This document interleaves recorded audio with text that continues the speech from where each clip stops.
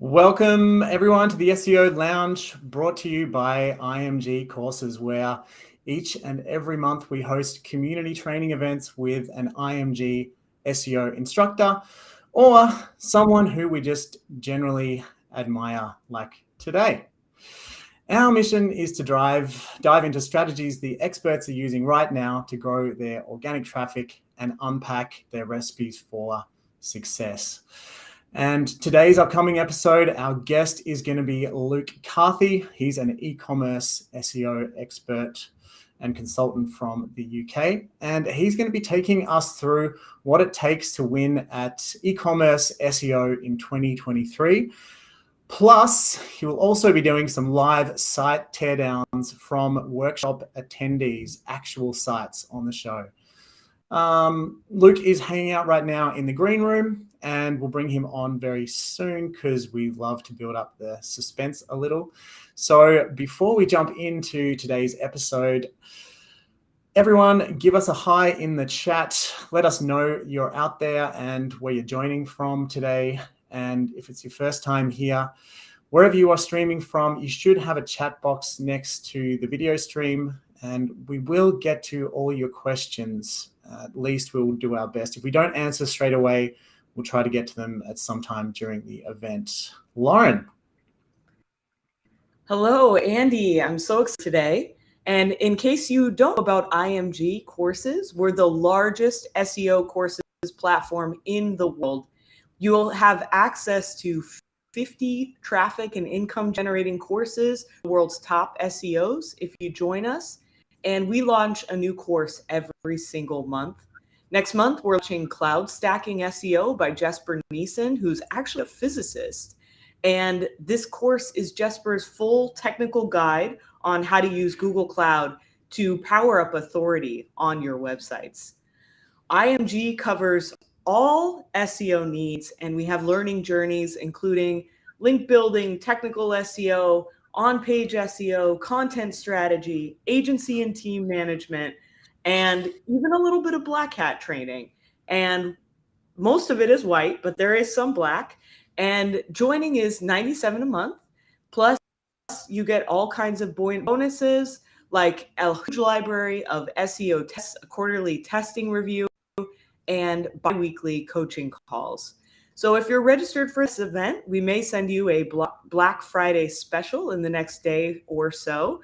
We'll also send you the replay, so look out for that.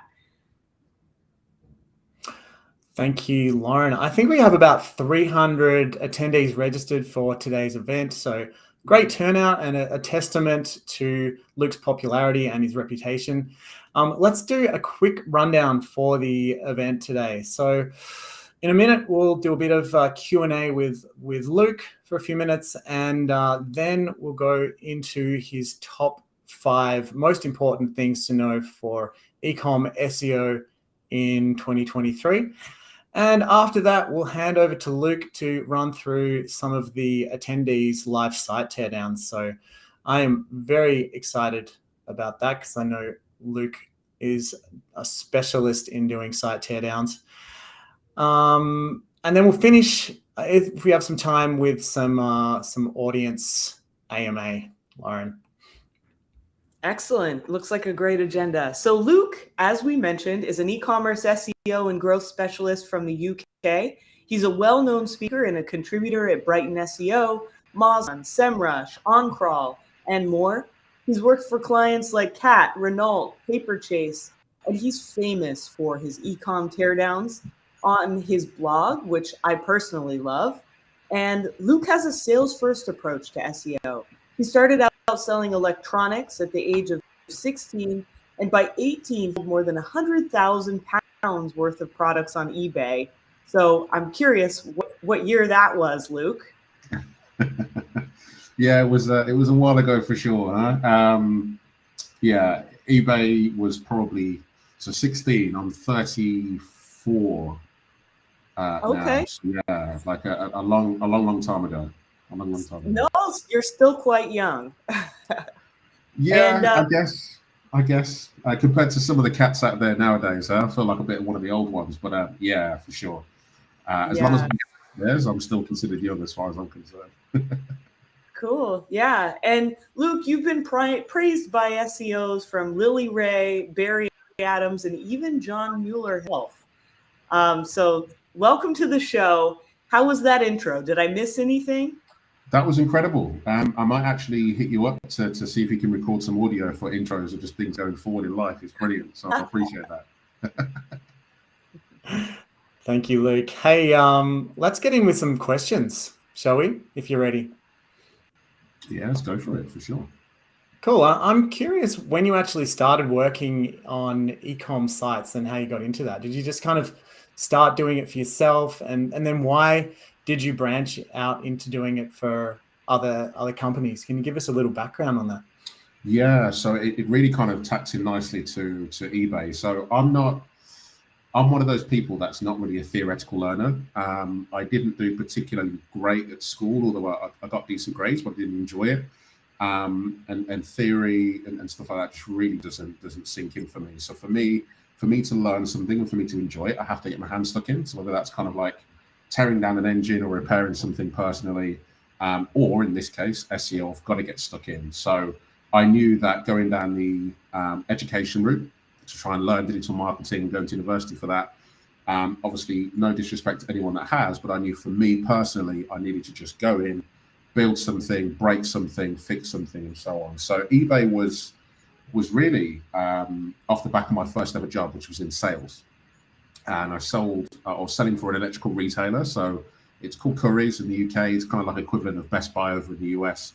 And yeah, I was kind of working there at the days where the big tellies with the giant backs, the big CRT screens would have been phased out for new kind of flat screens and HD. So I took a punt, spent some money on some stock from Alibaba, stuck it on eBay, failed a couple of times, ordered the wrong items, sold them at the wrong price, all the mistakes, and then kind of just learned the art of optimization and what makes eBay tick and how can I get further up and how can I improve my conversion. And for me, I think the taste for SEO is when I started to use a tool that eBay now own called Terapeak. I don't know if anyone's heard of that, but it's like SEMrush for eBay. Which gives you all the insights and sales performance, listings, competitors. And that was where I realized by accident that I love data analysis, refinement, improvement, optimizing conversion. And that I think was where I realized, this is me. This is the career. Okay. Are you still on eBay? I do dabble in it every now and again, but it's not a full-time job for sure. So like helping people sell stuff personally. I'm in the process of moving house right now, so my eBay knowledge is certainly helpful. But I actually have my own e-commerce brand at the moment, which I operate and run. So yeah, every now and again, I love to get stuck in. I don't like to stray too far away from the mechanics of e-commerce if I can. Right. Okay. Yeah, I guess that's the difference between staying as a consultant or growing into becoming like an agency where you end up being the CEO and not getting your hands dirty anymore, right? Exactly that. I think I made a very conscious decision early on that strategy is important for any kind of implementation to work properly. But I also realized that strategic thinking isn't what I enjoy the most. I really do enjoy getting stuck in and doing that. So I knew corporate wouldn't be good for me because you normally got a team underneath or above you to help you with implementation. And being in, as you say, an agency, you have teams of people who go away and do the kind of heavy lifting. And I really enjoy doing that. I love doing it. I think it keeps me sharp. It allows me to kind of understand what's working, what works best for clients. And also you earn your stripes, right? So rather than just purely on theory, you can say, hey, look, I made the mistakes. I did this wrong. I don't agree with that from practice. It just helps, For sure. Yeah. So tell me about your day-to-day. What type of projects do you usually take on, and what kinds of problems are your clients having when they come to you? Yeah, so when it comes to clients, I kind of work on a whole breadth, really. So yeah, everyone loves to sing, including myself, about the blue chips and the big kind of, sexy brands that people get to work with. But look, I'm as equally as excited about working with a one-person band who's starting up from scratch, all the way through to kind of blue chips and people in the middle, startups who have kind of gone through a round of seed funding and have got, a couple million in the bank and they want to make sure things are off on the right foot. So I work with a breadth of people. But I think really what's really kind of consistent as a theme across all clients, regardless of size and budget, is we want to make money, right? In e-commerce, we want to do better, or we want to get off the ground. So like, what tech stack should we use? What infrastructure should we have? What things should we avoid?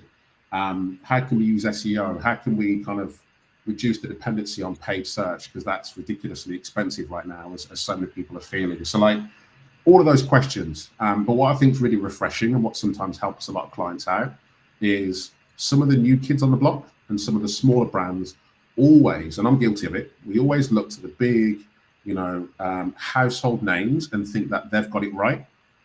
But having worked with a number of big blue chips in the past and big household brands, honestly, they can make the same, if not more mistakes than people who are starting from scratch. So it's not always good to look at top of the game for inspiration, like do your own research. But to answer your question, really, how do we leverage and make the most amount of money at the least amount of cost to make e-commerce work for us? Right. I think that's one thing that we kind of need to take note of as SEOs and people in the digital marketing space, that it's not necessarily those who have the biggest budgets that have the biggest advantages all the time, like in many other industries, right? One thing that really draws me to SEO and keeps me coming back for so many years is just the level playing field that it's on. Like you can take courses like those in IMG, or like your own course. You can learn this stuff at home. You can get very low startup capital for most of these types of things. It's just a matter of spending the time, learning the tricks of the trade, and you can, in many cases, beat big international brands in your little niche just by sticking with it. Yeah, you're absolutely right. The great thing about our industry is the tools to get the job done aren't always that expensive. Yeah, sure, you've got your enterprise level SEO tools if you need them, but I can probably, if you gave me sort of a budget of $100 or £100, then there's so many things you can do to analyze competition, do some really good keyword research and get started, right? And I think that for me is what makes SEO incredible. There's a relatively low barrier to entry, and yeah, you can absolutely sweep the feet from some of the bigger, slower turning brands out there. The Walmarts, as I've said, the Best Buys. Not to attack them, but realistically, there's more to the industry than the big players, right? There's independent skincare brands. There's all kinds of interesting technology and things in fintech right now. So those new and upcoming and emerging brands are absolutely going head to head in the SERPs with, your Barclaycard, your Visa, your Stripe, and it's awesome for sure. That's an interesting question, actually. If I gave you $200 to spend a month for SEO tools, well, how would you spend that? All right, that is a great question. So there's a couple of tools that I think are incredible. One is free, which is a great start. So I've still got $200 left, and that is Keywords Everywhere, Google Chrome extension. I believe it may be on Firefox as well.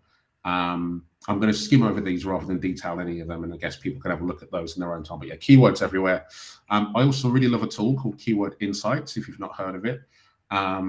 It's a keyword research tool, but more importantly, it really helps you to segment and structure your keywords in a way that you can make sense of them, which is really powerful. And the great thing about the tool is you've got pay-as-you-go options. So rather than having to stick with a retainer, you can go throw $50 at it, $100 at it, depending on your keywords and what you want out of it. I'm a big advocate of Hrefs.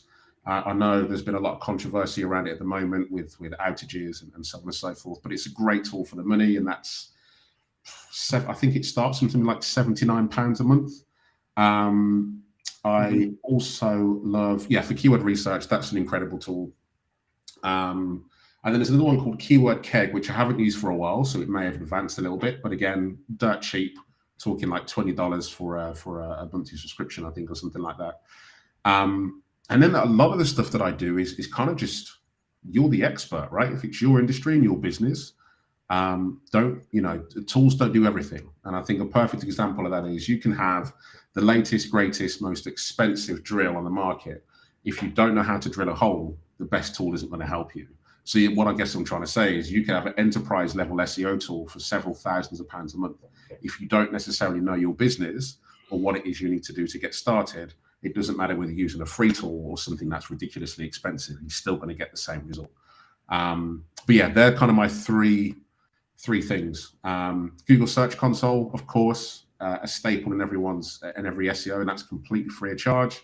And lastly, one thing I'll mention is, I think it's called, don't quote me verbatim, but I think it's called Google Search for Sheets, I think. And it's basically an API connector for Google Search Console, which is free for up to 225,000 rows. I think you can export for free. So I think after that, I've probably still got $50 left, for which I'll buy myself a beer and maybe get myself a curry or something for the way home. How good is that? Proving your point that some of the best SEO tools don't cost you a cent. Yeah, and you're totally right. I think one of the key things that we get coming up in support at Page Optimizer Pro, our SEO tool, is people relying so much on the data, even if it doesn't really make sense, overusing their common sense. Exactly. You have to know the market before you can do the research, right?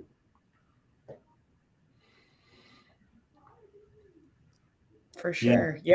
So you have a really unique perspective with your background in offline retail. What are some of the things you've learned that in offline retail that brought you into e-commerce? That's a great question. I'm going to use a couple of really tangible examples that have taught me over the years, and that is people think they know what they want until you tell them what they actually need. So I'm going to give you an example. We used to have lots of, this is going to be quite a sexist comment here, but it's to my own gender, so I'm going to be careful. But there's a lot of men who would come into like Currys, again, like Best Buy in the UK, around the World Cup time back in the early 2000s. They'd be like, hey, I want a 75-inch screen. I want the biggest telly I can get in my room. I want the football to be massive. I want the best surround sound system. But then you realize when you have a conversation with them about the size of their room, maybe even their budget, what it is they're trying to accomplish, you realize that a 75-inch screen isn't what they need. They actually need maybe a 55 or a 43 or something that's more conservative. And my point here is people want to learn from people who know better. As long as you can explain the rationale and the reasons why, great. And it was the same situation with things like washing machines, right? I need to spend $2,000 or whatever. I need the latest, greatest. I want this specific brand. I'm not leaving until I get a Bosch. And then you have a conversation about the technologies, the warranty, the support, the service, the features, and they walk out with something they completely didn't expect to buy, but on good authority that they've made the right choice. So my point here is there are definitely situations where people want to understand and know that the advice that they're getting is supportive of what they need rather than what they think they want. So that's one important distinction, which can be difficult to try and think about how to attach that to SEO. But for a split second, let's just talk about product descriptions, right? Why would you want this product? Let's talk about mid-funnel. So you think you know what you want, but then people go and look at this versus that brand versus this, features and comparatives. These are all really important things that we look for in the journey. And then outside of that, I think, which touches on a couple of things that hopefully we can talk about later, is SEO isn't everything and channels aren't everything. Revenue is important. How that revenue came about is of course important, but focusing purely on specific channels and working in silos realistically isn't how the world works, right? Like we know someone might have come to your site 3 months ago to read some content about reviewing the best iPhone to buy in 2021, right? They might have then looked at your site again for like a Christmas guide, and then 2 weeks later they've come back and clicked an ad and then made a purchase. So everyone thinks that paid search is the only channel that drove that sale. Realistically, when we're buying something, whether it's a kitchen, a large investment, a house, a small kind of like a last minute purchase, you're picking up a chocolate bar or a snack in the supermarket, regardless whether that is part of a bigger, more wider encompassing purchase journey, right? So I just genuinely think that SEO is important, but it's not the be all and end all. Nor is paid search, nor is direct, nor is email. It's all part of a bigger ecosystem. But it all starts with good information. You know, you've got to give people what they need. Right. Yeah. We do have a tendency to kind of oversimplify things based on what our brains and what our tools and dashboards can understand, right? Yeah, for sure. But yeah, that I think is probably the best way to come up with that, is that it's not always SEO, it's not always acquisition, it's not always product pages, it's the best of everything. You know, the people that, I forget the exact quote, the famous quote, but like, if you do one thing incredibly well, you will never succeed as someone who does 10 things good, right? Like, you could have the best prices in the market, but terrible content. You could have the broadest product selection, but your site search is terrible and you're poor in search. Like, it's the people who are good across a number of areas that do better than the person who is perfect in fewer areas and then is negligent elsewhere, right? So like, good SEO doesn't Make up for a broken cart. Right, exactly. Good tires on a terrible car is still a terrible car, right? But like, good on everything kind of component is good news. Cool. Well, I'm really looking forward to, I think one of the points you're going to make for looking into top 5 things in 2023 is on attribution. So I guess you'll be diving into that a little more as well, right? Sure, absolutely. Yeah. One last question. A little thing called the pandemic over the last 3 years changed things quite a lot for your industry in e-commerce. There was, you know, a much greater demand. Then there was issues with supply chain. Then there was issues with delivery. So a lot of things shifted around. There was definitely some big winners. The market as a whole grew.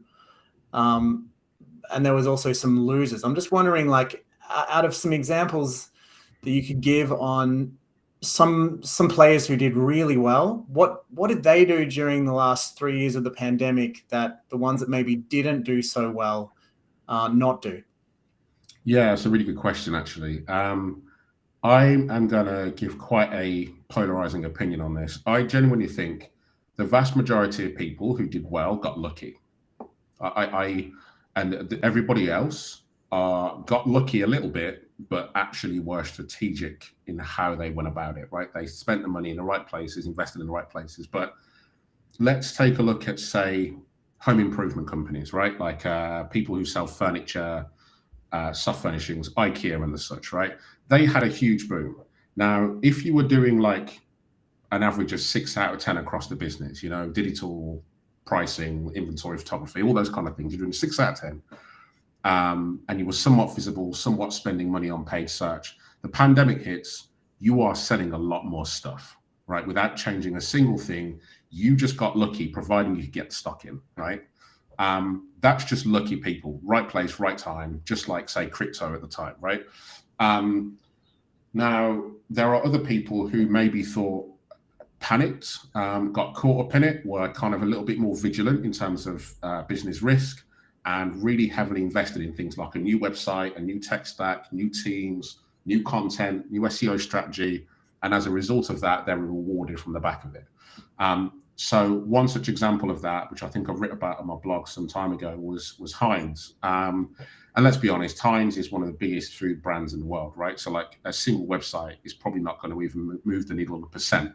But the strategy is something mentioning nonetheless, which is they set up their own direct-to-consumer retail store, because obviously it was lockdown, right? The idea was, for some parts of the world, you just could not leave your house. And they wanted to get Heinz produce to customers as easily and as efficiently as possible. They'd never played in the D2C space before then. So that is a particular brand who went, you know what? The pandemic is a thing. We see an opportunity. We're going to invest in digital in a way that we've not done so before. So I think a lot of people just got lucky and rode the wave, and a handful of people really thought about how they can maximize. And equally, there are some brands out there that did that and still lost, right? There are some brands that spend a lot of money trying to make things better. For example, travel, right? Like you might have just spent £500,000 on your website or photography or whatever. The pandemic hits, it's game over. It doesn't really matter what you do and how shiny and sexy your website is. Travel is something that you cannot sell during a pandemic. So lucky, unlucky, strategic, and a mix of one of those three, depending, right? True. Whereas home delivered baked beans in a can can't go wrong. Exactly. Yeah, I've got a good example of that actually. Client that we work with in our agency, they're an international sporting retailer called Intersport. I don't think they'll mind me mentioning them. And we had to pivot their strategy around the beginning of the second quarter of 2021. And they were panicking, I'm not going to lie. So we started focusing all of our work on in-home fitness and moved away from football was cancelled, soccer was cancelled, netball was cancelled, hockey was cancelled. This is their big money winners, but their revenue on the whole nearly doubled just from the pivot, which we kind of guided them through to things like trampolines. Sort of a ton of trampolines, stuff for yoga, in-home gyms, high ticket items. Yeah, and I think that's the kind of the situation where people realize that they need to change to move where the money is, and that is an example of someone who is strategic. But potentially, what could have also put more wind in their sail is the fact that they got lucky, right? Like the SERPs favored them, or they were an authoritative site prior. But yeah, there's just so many things, like whatever it is, whether it's the millennium bug and we're talking sort of 20 odd years ago now, but whatever kind of situation that was happening, lockdown.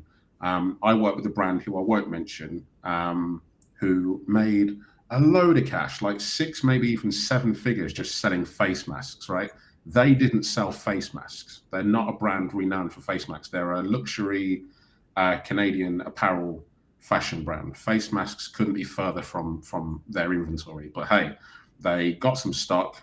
Everyone needed them. There were the demand was higher than supply, and they made a bunch of cash, man. Like they got lucky, and they also found an opportunity, and they rode the wave.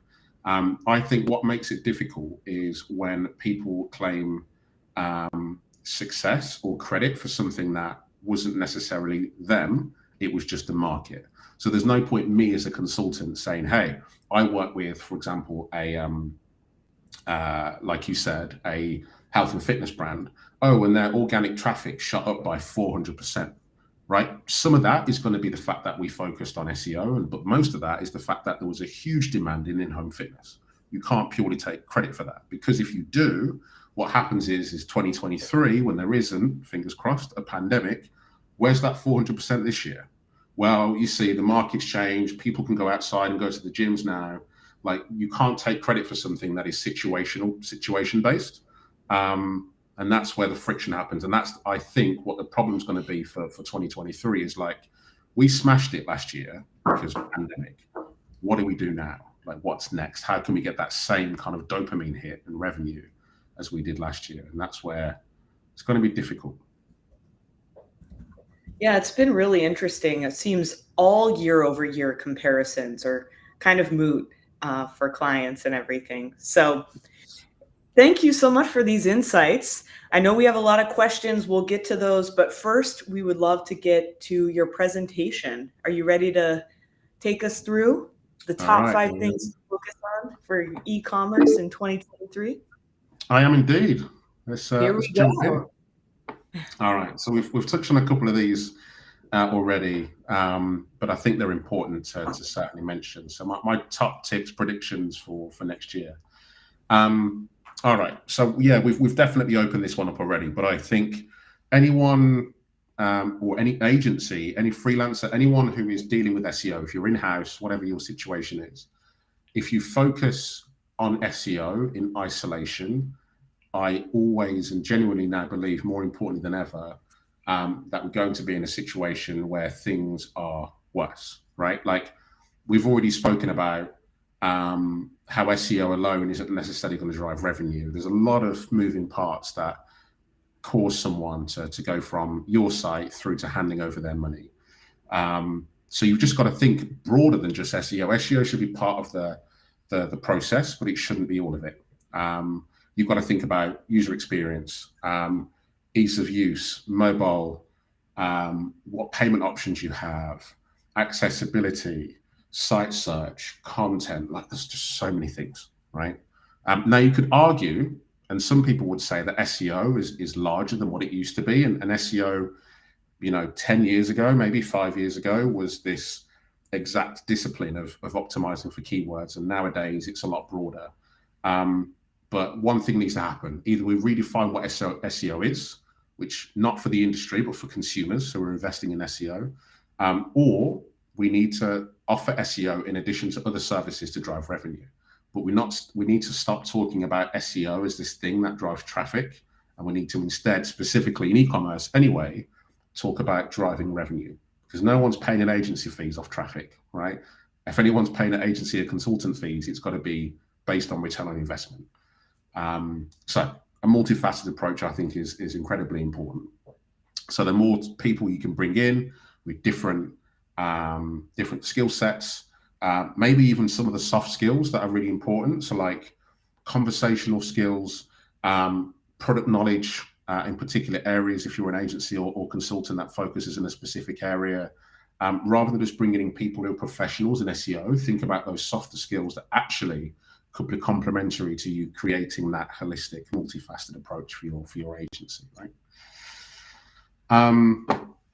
Okay, so yes, as I've said, focusing on solely organic growth doesn't always drive business growth, and this couldn't be more true in the world of e-commerce. And to kind of throw a great example of this, it's been some years now, but I worked with a client where we actually realized that the organic traffic they were getting, or a large proportion of it, was rubbish. It was no good. It wasn't relevant.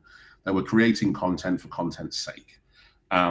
So we actually were in a situation where we deleted a heck of a lot of their site content, a lot of their site traffic reduced by about a third, organic traffic reduced by about a third, but revenue didn't fall. So our conversion rate improved, and then we focused on what worked, what drove the revenue, and we therefore increased their revenue and simultaneously increased their organic traffic at the same time. But traffic doing this doesn't mean sales will do the same.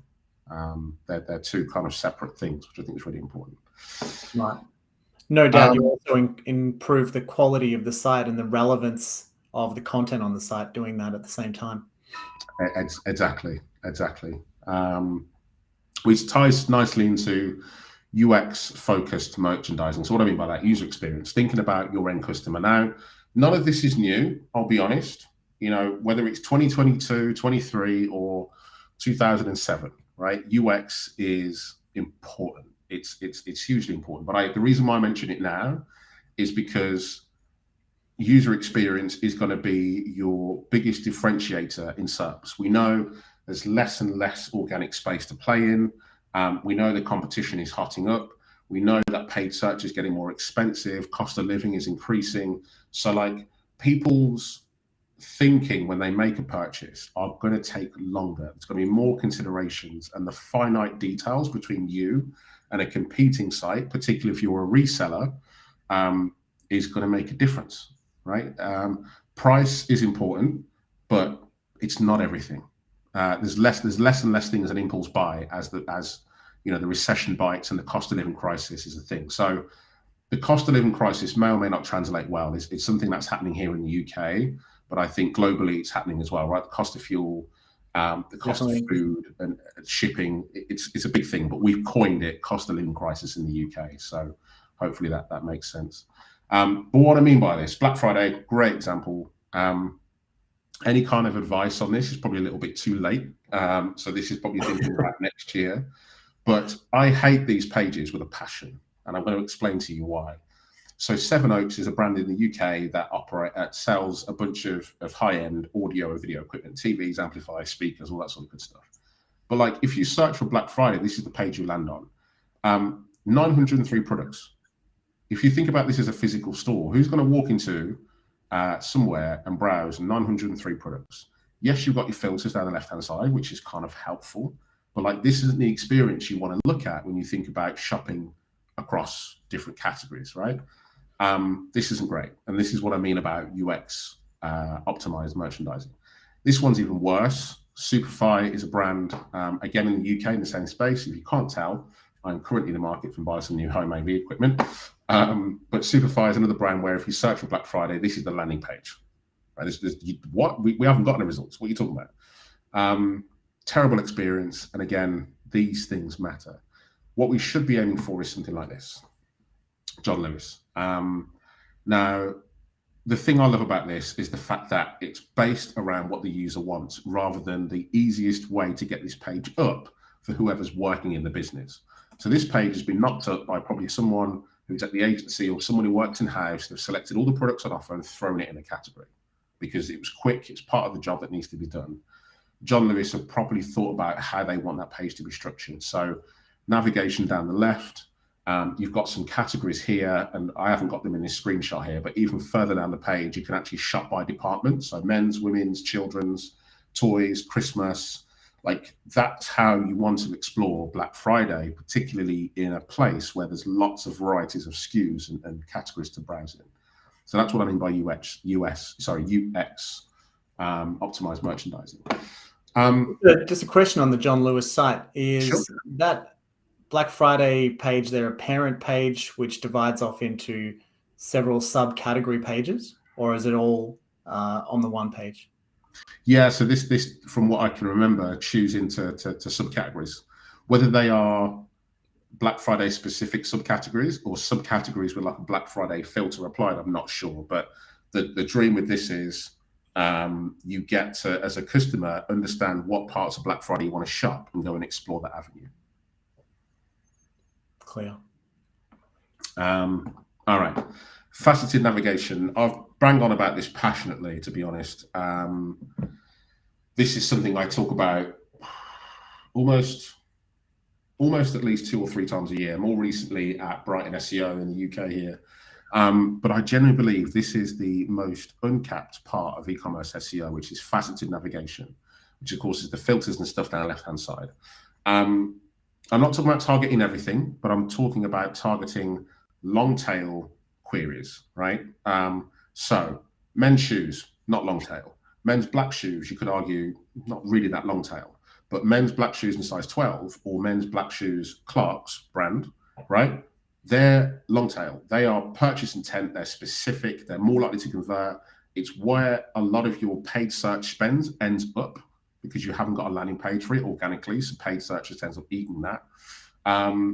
Creating these experiences that allow your website to optimize for these queries and provide a good experience is the creme de la creme of e-commerce SEO, in my opinion, particularly if you have a really extensive library of products, right? Or quite a diverse library of products.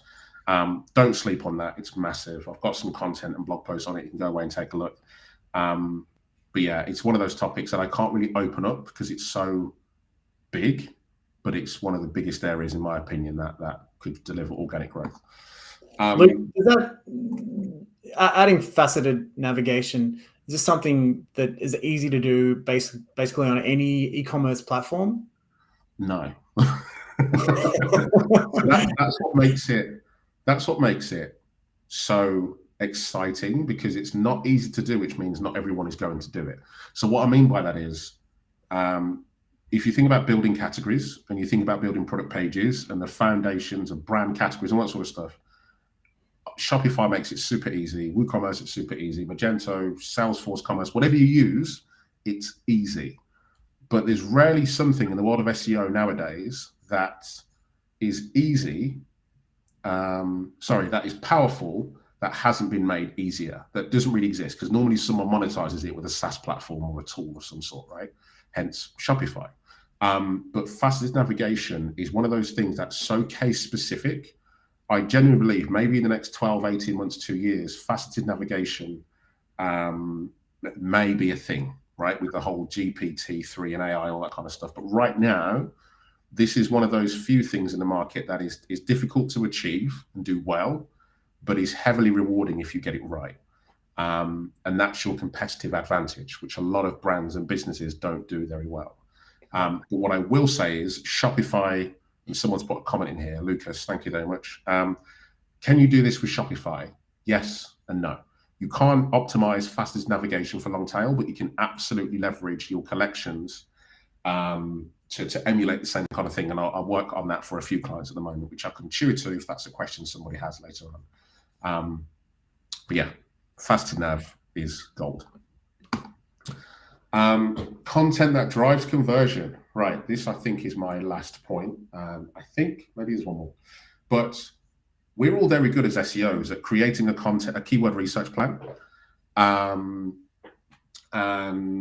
we create content, keyword research, we build a content strategy, we go away, build that content, we churn out a load of great quality content pieces, whether that's pages, blog posts, whatever that is. Over the next 6 months, we're seeing traffic kind of go up and to the right, and we're good. SEO traffic's up, great, but conversion rate falls and revenue stays level, flat, or increases a little bit. Like content in e-commerce needs to make money. Otherwise, you're spending money delivering content for the sake of SEO.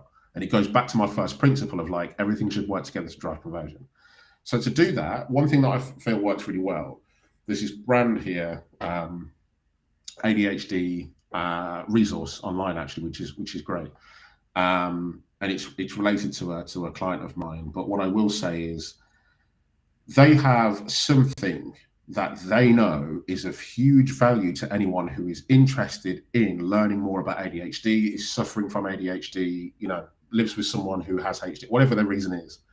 If you give away something that is hugely valuable, but is of low cost to produce. So when someone lands on a blog post, they read the content they came for, they sign up or download this resource. Because it's so valuable, you have the opportunity to ask maybe 1 or 2 personalized questions like, whereabouts in the world do you live? What kind of ADHD do you have? Or do you live with someone or, in a relationship with someone who's got ADHD, whatever that might be. Then you nurture that person through to making a purchase, whether that's in a week, in 24 hours, in the same session, 6 months from now. That is how you make content. That's how you monetize content. Otherwise, what happens is people come and they read the content that they've asked for and they leave, which is pointless. There's almost no point writing the content if you're just going to constantly divert your conversion rate, burn a bunch of server resources, which puts your costs up. And yes, your SEO traffic is up and you're building, ideally, exposure, but exposure doesn't sell products. So this is the nuance between e-commerce SEO and SEO in like content, in a content vertical. So making content turn into leads, which of course then drives revenue, is really important. Awesome. Okay, and then as I said, kind of early on, less obsessing over attribution, right? So like, we need to stop thinking about how much revenue does paid drive, which is an important one because you're paying for it. So you can put that to one side. But like, how much revenue is SEO driving? Direct, email, affiliates, referrals, like they're all important, but they're all last channel, right? And GA4 is great at giving you kind of like user-based attribution. So you can compare user versus session, which is great. It gives you a little bit more visibility on the funnel. So GA4 is something I'm mad passionate about. I'm actually one of the fine few who love it because I do a lot of work at the moment, migrating from UA to GA4 in e-commerce. But we need to think about the steps that people are taking to buy something rather than trying to pin performance on a particular channel. Use an analogy I used earlier, it's kind of like the equivalent of getting to a destination in a car and then trying to identify the exact piece of that car that was responsible for getting you to that destination. Everything worked together to create that journey, right? The car worked together to kind of get you from A to B. And it's the same thing with channels. They all work in tandem. Some of them work more than others, and some of them might be more aggressive or more closer to kind of generating that revenue. But you can't look at one channel and go, oh, that's the channel that drove that sale. It's just too complicated in this world. I'm not going to talk about iOS because that's the whole thing everyone's feeling right now. But it goes back to my point of a multifaceted approach. email, SEO, paid search, affiliates, YouTube, content, TikTok, so many avenues, right? And I think anyone who makes a significant investment or purchase, you are going to go through a number of touch points with that brand or reseller before you actually go away and buy something. So stop looking at last click attribution, because it's painful, pointless, it's fake data, it's gaslighting, right? And start working on your content, that with content upgrades, with conversion points along them, so you can expand your email list. Exactly. Email is really the most powerful channel, arguably, but I personally think for e-commerce, email is the channel. So powerful, in fact, that you can probably turn off everything else and just leverage email and still maybe keep 60% to 70% of your revenue. But that's a whole different conversation. Love it. But yeah, there we go.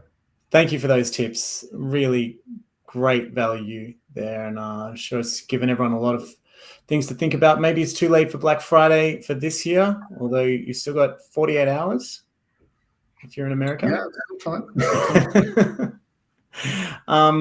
Now we're running out of time. We better move on. You've prepared a couple of site teardowns. We had a lot of submissions from attendees from the audience of sites, their own sites or client sites that they wanted you to take a look at and review them. We don't have time to go through them all, but how many have you got for us? And I've got 2 here.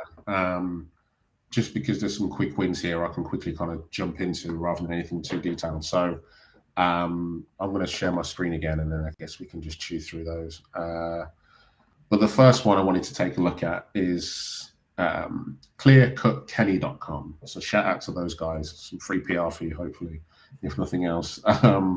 So first things first, when I normally do site assessments, I like to normally use mobile, just because typically when I work with e-commerce clients, particularly ones that run anything paid social, or any kind of paid search, 70% of your traffic, in some cases up to 80%, is from mobile. So reviewing things from a desktop perspective is normally negating returns, right? So let's just do that. Actually, let's just turn this on, practice what I preach. So one thing that gets me about this is stock up on, like, this shop now button doesn't help anyone. And the reason why I believe that is because it's not a real call to action. Like, you have to think about on your homepage, what call to actions are going to be applicable for the most amount of people. Or so shop now isn't great, because that's probably going to take me to the beginner, right? Which is probably an isolated part of their entire range, which doesn't really make sense. What should happen here is allow people to identify what it is they're trying to solve. So whether it's acne, whether it's daily cleaning, whether it's improving their skin, travel, whatever it is, give people a choice rather than force them down a particular avenue. So that's nothing to do with SEO, but more on the side of UX. Promise to you, which is great. I like that. Self-care's never felt so good, which is cool. Shop by collection, which I like this. This is pretty cool. Although I'd argue that it doesn't make it very clear that you can actually scroll. I think that's kind of helpful, but a little bit more of an indication to let you know that you can move across, maybe 2 columns or something like that. One thing I do want to mention as well, actually, I think this is a Shopify site. Let me check. Bath and Body, Boss, shaving razors. Yeah, collections, famous Shopify URL structure here. Now, we spoke about faceted navigation before and how you can't do it in Shopify, but you can if you build your collections in a way that supports that. And I'm trying to briefly explain this, but like, I don't know if I can do that with Clean Cut Kenny, but what I'm going to try and do is, let's say there was a situation where in this particular category, there was like 30 different razors. Now, razors as a category isn't deep enough. So what you would normally have if this was a filter is you'd have by brand, let's say by skin type, if that was a thing. Maybe if you're looking for a trimmer versus a wet razor, waterproof, those sort of things. So because you can't create indexable facets in Shopify, what you should actually do is create subcategories of razors instead. And that is, in a way, the best case you're going to be able to get to creating indexable faceted nav. So like waterproof razors, rechargeable razors, those sort of things. Of course, there's not enough inventory here to justify that. There's only 8 products, but if this was a big shaving website, and of course there was 50 different razors, then you could argue and take a look at that sort of thing. So on an SEO front with Shopify, it's pretty template, right? You don't really have many places to go when it comes to Shopify and SEO. But what I would probably say is, I don't particularly like their menu. And the reason why is, this is an e-commerce store. So why are you giving me a non-e-commerce centric menu?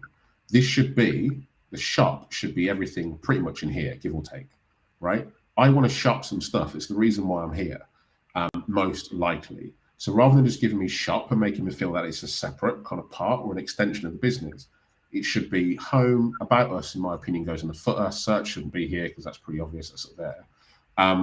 But then your actual shopping category should just be a step up. You're creating me, causing me to click, which is not great. But talking wider, should I say, than just this particular site. If you are on Shopify and you're trying to think of ways you can win when it comes to SEO and you're on that platform, the best way you can do that is through merchandised experiences, right? What I spoke about earlier, building those landing pages. So again, if there was lots of different razors here, rather than just have a razors category, you would have a razors shopping experience, which then had like a merchandise page of all the different brands that are available, maybe some lifestyle images, content, allowing customers to kind of go into subcategories and choose through how they want to shop. So many Shopify stores don't do this, and they just build the collections, build the product pages, throw up a few blog posts, go voila, and then end up realizing why 90% of their traffic is coming from Facebook or Google, right? Like Google Ads. You've got to create experiences that customers are going to want to use, right? That's really important. Okay. Lastly on this, and then we'll switch over to Dealify, is the product descriptions here aren't very good, right? Like we've got a sentence. That doesn't fill me with confidence as a buyer, because yes, sure, what I'm probably going to do now as a result of poor content is grab this title, go throw it into Google. It's probably on Amazon. It might be $5 more expensive, $5 more expensive, but it's with Prime. I'll get it tomorrow, and then all of a sudden you've lost the sale. So like, you've got to give me more to play with than this. This isn't a good product description. All right. Recommendations. And lastly, we'll talk about recommendations. And this isn't just for Clean Cut Kenny. This is for any e-commerce store. The default recommendations you should have should first of all be indexable, because that helps with your internal links, right? Which of course are hugely important. But secondly, should be other products that are similar to what you're looking at now, right? Not products that are complementary off the bat. You should absolutely have them. So maybe you just have similar items in one tab, and then recommended accessories or when bought with, or related products, whatever. But like, first of all, the thing that I need to see the most is the thing that is most similar to what I'm looking at. So let's say I was looking at a t-shirt, right? And that t-shirt is slim fit, like it's gym fit or whatever. It's a sweat wicking t-shirt and it's in blue. If I've landed on this page from ads or from SEO, what's going to be better than showing me some alternatives that are similar but different? That's going to keep me on the site for longer, rather than show me a pair of pants or trousers, right? Because I'm not looking for pants or trousers. I'm looking at buying a t-shirt that's sweat wicking for the gym. That's why I'm looking here. So that's going to give me more confidence. I want to see more razors that are similar to this, and that's going to help out. So recommendations is something that's quite important. All right, Clean Cut Kenny, I'm going to put to one side and jump into Dealify. Now this one's a bit of a wild card actually, because it's e-commerce, but it isn't at the same time. But I thought it was a bit of a challenge and a little bit different. So first things first, that I cannot stand about this site is the fact that you've decided that Black Friday is more important to you than anything else. I can't use your site now because I have to now click this thing to get rid of it to access the mega menu. Don't like that. Also, you're assuming that everyone can see as clearly as you can. And when I say you, I mean the brand, because if I was colorblind, this is virtually invisible to me. How do I close that off? Right? You're not helping me out here. So like, make it more distinctive, especially if it's something that's as dramatic an overtake as this. So like, that's the first thing. Let me just get rid of that. I'm always a bit of a stickler, and this could be personal. This could just purely be my perspective, but I really do not understand why brands alternate switching the nav menu from the left to the right. Like natively on almost all sites, if you think about Gmail, think about all your apps, things that you use on your phone day to day, all the navigation is fundamentally always on the left-hand side. Like, stop breaking them all just to be exciting or different. Like, if you want me to spend some money with you, make it easy for me. Don't make me have to switch hands, right? It's just, I find it frustrating, but that could just be me. All right. Dealify, I've got to be honest, I actually don't really know what it is, right? And I think that is part of maybe the messaging. And again, on the colors, it's not a big enough of a contrast. So rather than kind of then scrolling down and telling me more about what that is, it's actually just giving me more things that are like deals, products, listings, right? Which is great if I know what Dealify is. But maybe I don't, and it would just be helping me to understand what that is. And again, as I said with, sorry, I forgot the name of the brand, Clean Cut Kenny, like, give me something, give me a primary call to action I can make here. So like, learn about us, browse our top things, right? I think it's like an AppSumo kind of platform. Okay, that makes a little bit more sense. So thank you, appreciate that. But like, what is the call to actions you want me to take here? On top of that, I've kind of got like two baskets. So like one here and one here. Your cart is empty, and then there's another one here, which is a different experience if I click it. So that's interesting. And just, again, declutter. There's a lot of pop-ups on this site, which I've seen before, like, your purchase is backed by a 30-day money-back guarantee. That's brilliant. Thanks you. I appreciate it. But now, and then the cart pops up. It's just a lot, right? And maybe on desktop, this works because you've got so much more real estate. But here, it's difficult. So can I jump in with a question? What do you actually think about those pop-up social proof notifications for someone from Kazakhstan just bought this or whatever? Like, they were popular a couple of years ago. Some people are still using them. Are you a fan? I am a fan in the right context. So it depends on what it is. If it's something that is likely to expire, so I think a perfect example of where it really works is hotels, right? Holidays, hotels, those things that are limited by capacity, especially if you've got a lot of social proof you can show off. So like hotels.com, booking.com, all those kind of big aggregate sites. Absolutely. Because I for one, have been convinced by, you know what, this has been booked 30 times in the last 24 hours. You know, social proof helps. Same for restaurant bookings, that sort of stuff. Where it doesn't really work is where stock is not necessarily that much of an issue. So like this, digital platforms, or you could argue even apparel. So the only time it probably work well in apparel is if your stock is low. So like if you've got less than 10 in stock, then of course you have a high amount of purchases. Then I want to know that that item's hot. I want to know that item's top selling. I want to know that we've sold 5 in the last hour and there's only 5 left in stock. That helps. But just sporadic kind of, you know, someone from Madagascar bought this thing or someone from New York bought this. I don't care. I find that a nuisance. So I think it really just depends on the use case as to whether it works or not. In situations where demand is exceeding supply, then it's more a use case.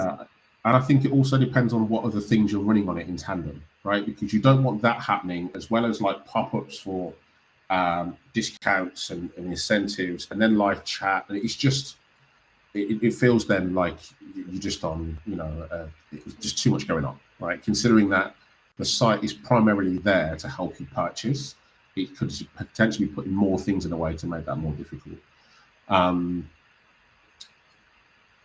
Okay.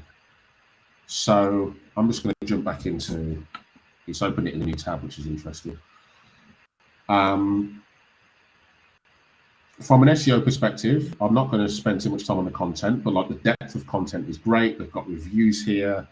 I like that. What I don't like is again the kind of clash of the buy now button and the basket and the live chat. It's a bit kind of confusing and stuff like that. But I think it's cool. I've got no complaints there. But I think again with like Dealify, let me just have a look. Is they don't have, from the looks of it, and again this is purely going off my 5 minutes on looking at the site, it doesn't appear that they have categories, and I think that could be, if I'm mistaken, their biggest. In fact, I'm clicking it and it doesn't work. There we go. Browse all deals, maybe it's in there. Okay, this site seems to be kind of bugging me, but like categories are huge. We know that whether you're in e-commerce, whether you're in listings, whether you're in hotels, like categories are big news. So creating an optimized category structure is always going to pay dividends, whether in the world of e-commerce for sure. So that will be something to focus on. But yeah, again, this is probably a perfect example site where, let's say we turned up SEO by 5x, right? We multiplied how much organic traffic they've got. That doesn't necessarily mean it's going to equate to sales. I would probably argue that this site has some UX gaps and some navigation and kind of usability gaps that really need to be addressed in tandem or as a higher priority than organic search. And I think the problem is with stuff like this is a company like this will go to an SEO agency and they'll say, hey, we need SEO. And an SEO agency is going to go, cool, I'll take you $5,000 a month or whatever your investment is. And then after 6 months, they're like, hey, why are we not selling more stuff? And then the question is, and this is quite a shortened version of the conversation, we didn't ask for more sales. You asked for more traffic. We've delivered. Then the contract ends, they go away, SEO gets a bad name, and so on and so on. The cycle repeats. So then you find a good agency who's like, hey, look, we want to take your money, but actually you need to invest your money in other parts of the business first. We can help you to do that. Or you need a bigger budget because you also need a redesign, a refresh. We need to do an audit on your conversion optimization first before we just go and burn resource in optimizing for keywords.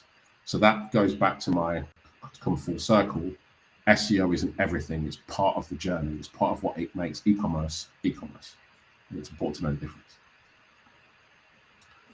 So yeah. Well said. Couldn't agree more. It looks as though, just taking a look while you're going through this, the Dealify does not have physical categories, but they have filter categories. So definitely something to look at in terms of SEO potential as well. Sure. Yeah. Luke, do you have a few minutes to go through some questions from the... Yeah, for sure, man. Yeah? Absolutely. Okay. Well, it won't take too long, but there's been a lot of questions, so I don't want to leave everyone empty-handed. I'll start with a really simple one, and it's, can you help with e-commerce websites that aren't in English markets? That's a good question. I think it depends really on the language and the market. I have some experience in dealing with international and some German. I don't speak German, but with a lot of hand-holding from the client. But what I would always say is either have someone in the business who speaks English fluently, who can support your resource, whether that's a consultant, an agency, or better still, work with an agency or a consultant who speaks the language in which the market you operate in. And the reason why I say that is because there are nuances. Like I can use Google Translator to get by, but Google Translator isn't always the keyword. In fact, it rarely is, right? So like there's the actual keyword and then there's Google Translate. And I think someone who natively speaks English and isn't strong in the language that's non-English is always going to have a harder time doing effective keyword research versus someone who is a native speaker. Being completely honest. So even if someone who is non-English came to me and says, hey, Luke, can you help? Which I think this might be what Algaz, I think I hope I pronounced that right, is saying. It's something that I prefer not to do unless I'm confident that they can make my life easier because they can speak fluently in both English and the marketing language. Hope that helps. This one comes from SEO Roast on YouTube. How important is unique content text on listing pages and category pages for SEO, for ranking? All right. So my answer to this is you're looking at it the wrong way, which is if you're creating content to rank, you're looking at it the wrong way. You should be writing content that's going to benefit the users. And then secondarily to that, you look at how to optimize that content. So let's say we have a category page on speakers, right? Like one of the key questions in the world of speakers is, do I need a bookshelf speaker or a floor standing speaker? That is a question that you should absolutely answer in the category and then maybe link to an actual dedicated blog post that you've got on that. So that means when someone is Googling something like bookshelf speakers or speakers, you have a greater chance of ranking for that because you've written helpful content rather than just writing a load of content that's optimized for SEO, which is like, what are speakers? Speakers help you listen to, do you know what I mean? Like, think about the user first and what's going to be helpful, because helpful content is what Google wants to rank. Google doesn't want to rank content that's optimized. It wants to rank content that is helpful.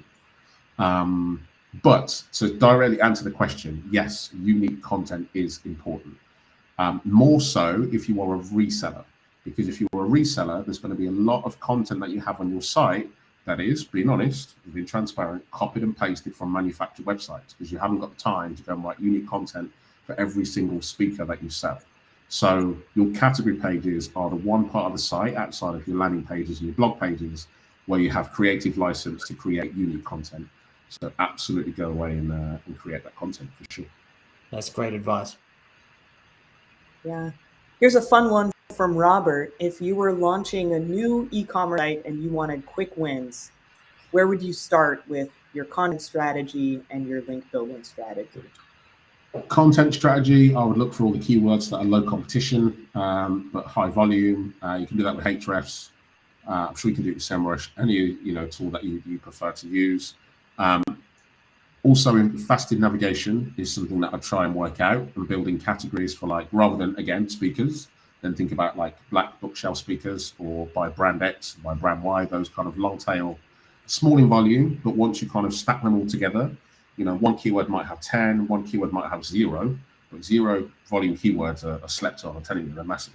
But like, once you've accumulated all of those long tail keywords together, you've got 100 or so, then that could be 5,000 visits a month. That's a great place to start from an e-commerce perspective. So link building is an interesting one. The thing that generates links the most organically, in my opinion, is content that is outstandingly good. But to get visibility to outstandingly good content, you have to always have visibility in the first place. It's this kind of chicken and egg situation, which is a bit horrible. But the stuff that helps you to stand out is things that are going to help the user. So like top Black Friday deals for this, best discount codes in the market for this, best places to go in Los Angeles for that. And it's those consumer-based bits of information that are helpful that people start to link to in forums. You get visibility there. Arguably, you could even be in a situation where you throw a little bit of money behind it, do some paid social, get some volume on it, and then people will link to it and share if it's good enough. But yeah, those are kind of the things that I feel would help brands out in the beginning, and not enough brands do that. They just normally go on Shopify, build some stuff, and then a kind of, go to Google Search Console, submit a sitemap, and then 6 weeks later, like, hey, there's my traffic. Luke, sorry that so many of these questions are purely SEO based. That's cool, man. I love it. On WordPress sites, any suggestions? Yes. Gosh, are you WooCommerce all the way, or you got some other suggestions? I love WooCommerce, but Wix e-commerce is also incredible. I never thought I'd say that, I've got to be honest, but I'm taking a look at it, and it's very, very impressive. So anyone who's in that space, take a look. Plugins for WordPress. Rank Math, there we go. Rank Math SEO plugin is better, in my opinion, than all of them. Better than Yoast, it's better than, what's the other one? There's two big players. Yoast is one, there's another one. But Rank Math is, in my opinion, the best SEO. Oh, right. Sorry, this isn't an SEO question. This is e-commerce. E-commerce plugin. Still good. Klaviyo one is brilliant. If you haven't invested in email yet, then Klaviyo is great for e-commerce. Of course, WooCommerce is the only one really that I can advocate in WooCommerce, in WordPress.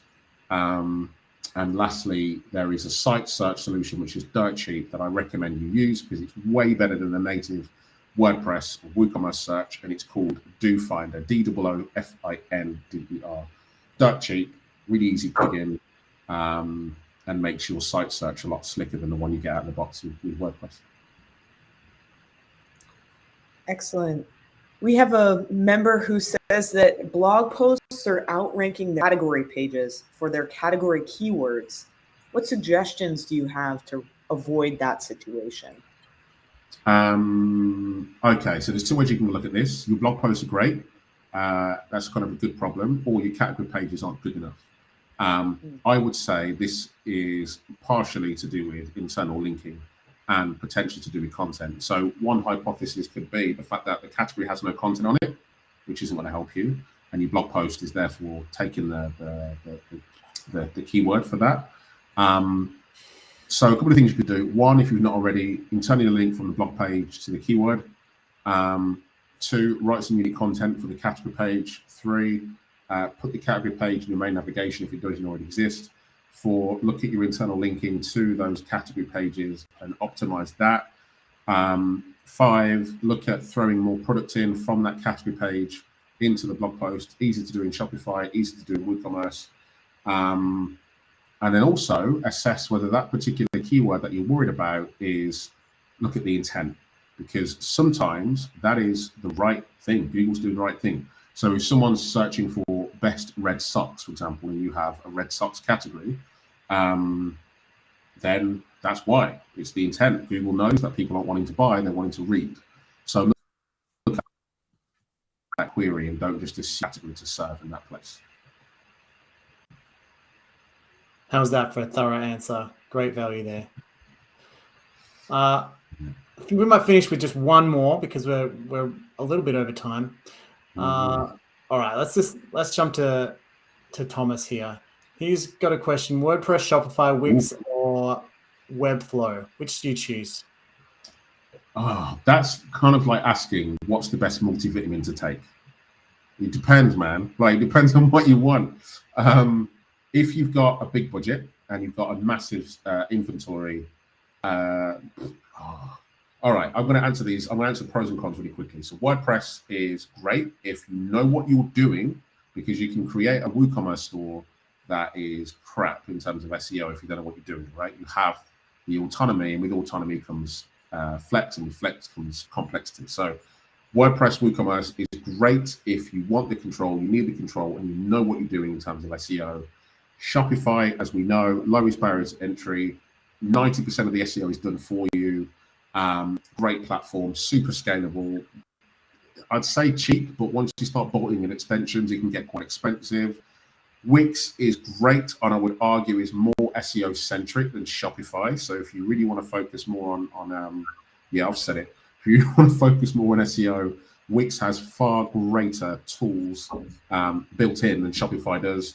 Webflow is only a good option if you have a development team who know what they're doing. JavaScript issues are a massive problem if you don't get it right on Webflow, or any headless tech stack for that reason. So be careful.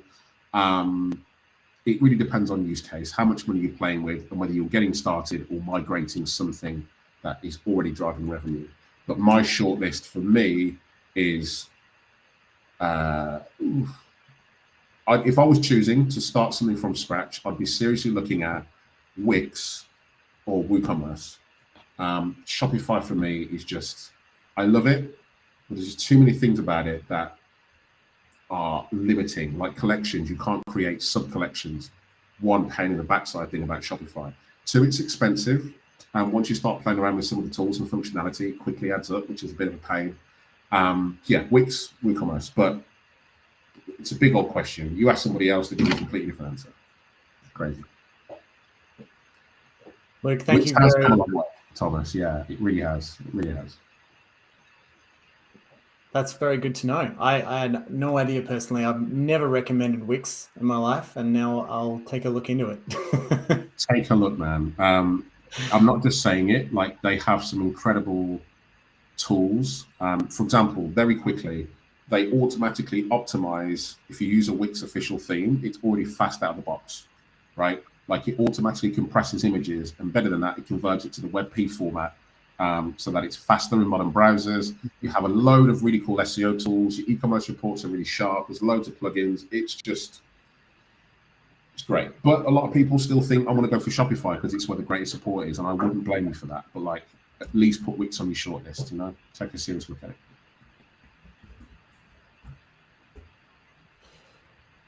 Great. Well, thank you so much, Luke. This has been really a pleasure, and we're excited to replay out to everybody. We'll get that out in the next 24 hours. And if you want to learn more about Luke, go to lukecarthy.com. And as always, you can join us at internetmarketing.gold. Is there anything anywhere else that you'd like to recommend people can reach out to you other than your website, Luke? Any website that I'd like to shout out? Do you know what? Keyword Insights. Always forget. Oh, you. Contacting you. Me. Any websites for me? Website of your website. No. LinkedIn. Luke Carthy's the best one. LukeCarthy.com for sure. Okay, great. Sure. So we will be sharing the live replay in email. If you've registered for the event, we should have your email. If you don't get it, you can watch it on our website at internetmarketing.gold/the SEO Lounge. And that will be up on the site pretty much immediately after we finish here. You'll be able to replay that from the beginning. So we're putting these events on live every month. I know we skipped a month last in October because it's a bit crazy, but we will have one next month for December. Stay tuned for that. And Luke, thank you very much for coming on the show. I have one final question because the members of our community have been asking for it. When might we be able to get our hands on your e-commerce course for our own platform? Is that something we can talk about? You on the spot. Okay, we can absolutely talk about it, man. If there's a course that we can create, I've got to be honest, it's a request I get every now and again, and normally it doesn't really work out because either the agenda isn't really fit. Like, I personally want to talk about the things that I want to talk about. I don't want someone to tell me what I should, just because it doesn't feel natural to me. So all I can say is let's have the chat offline and see what we can work out. For sure. Great. I'm open. And thanks everyone for coming along today. Really appreciate it. Any last words from you, Lauren? Just thank you so much. This has been wonderful. All right. Well, with that, we'll call it a wrap. Thanks, everybody. We'll see you next month.